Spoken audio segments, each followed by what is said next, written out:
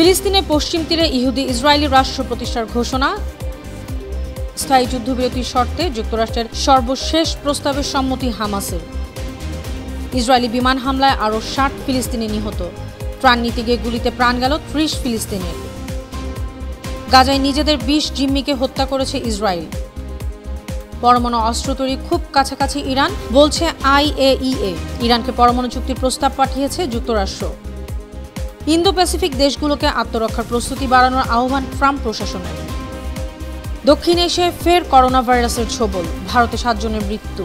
ভারতের উত্তর পূর্বাঞ্চলে আকস্মিক বন্যা ও ভূমিধসে নিহত ৩০। নাইজেরিয়ার সড়কে ঝরল ২১ অ্যাথলেটের প্রাণ।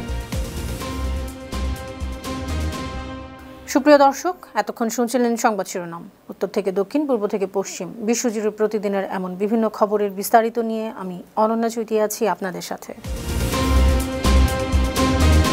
ফিলিস্তিনের দখলকৃত পশ্চিম তীরে ইহুদি ইসরায়েলি রাষ্ট্র প্রতিষ্ঠা করা হবে, এমন ঘোষণা দিয়েছেন ইসরায়েলের প্রতিরক্ষা মন্ত্রী ইসরায়েল কাটজ। কাতার ভিত্তিক সংবাদ মাধ্যম আল জাজিরার এ তথ্য জানিয়েছে। প্রতিবেদনে বলা হয়েছে, গেল শুক্রবার সংবাদ সম্মেলনে ইসরায়েলি প্রধানমন্ত্রী বলেছেন তারা ফিলিস্তিনের পশ্চিম তীরে ইহুদি ইসরায়েলের রাষ্ট্র প্রতিষ্ঠা করবেন। ফিলিস্তিনি কর্তৃপক্ষ ও মানবাধিকার সংস্থাগুলো ইসরায়েলের এই পদক্ষেপকে আন্তর্জাতিক আইন লঙ্ঘন এবং ফিলিস্তিন রাষ্ট্র গঠনে বড় বাধা বলে আখ্যায়িত করেছে।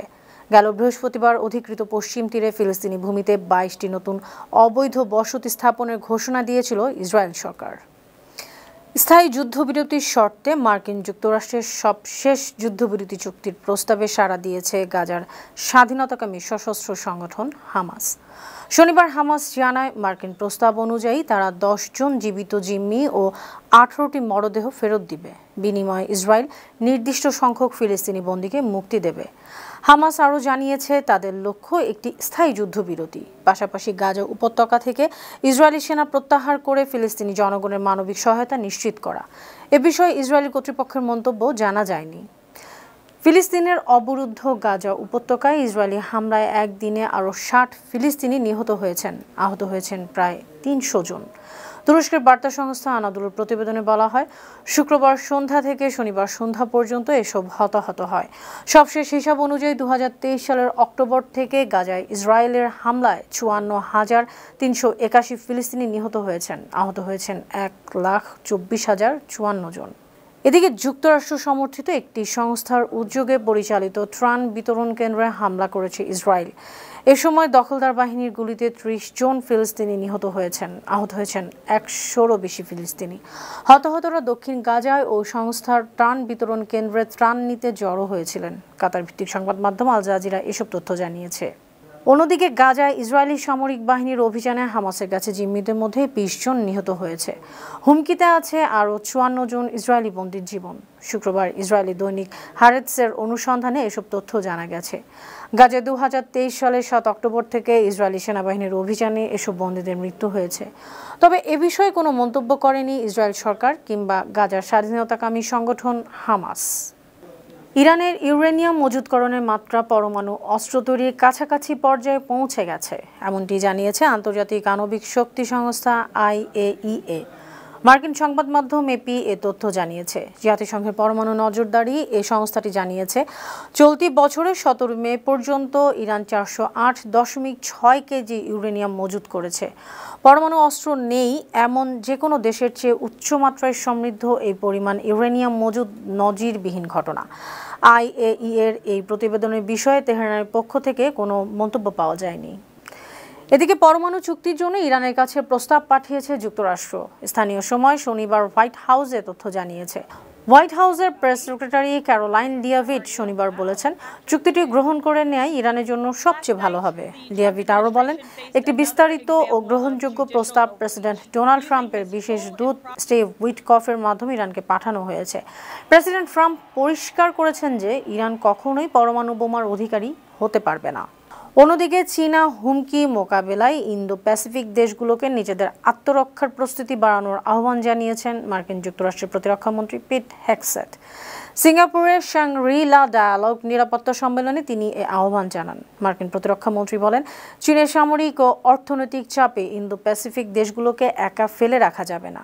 চীন এখন আর শুধু তাইওয়ান দখলের প্রস্তুতি নিচ্ছে না, বরং প্রতিদিনই তারা সেই অনুশীলন করছে। চীনা সেনাবাহিনী আসল যুদ্ধের মহড়া দিচ্ছে। পিট হেগসেথ আরও বলেন, বেইজিং কেবল ইন্দো প্যাসিফিক অঞ্চল নয়, লাতিন আমেরিকারও, বিশেষ করে পানামা খালে প্রভাব বিস্তারের চেষ্টা করছে।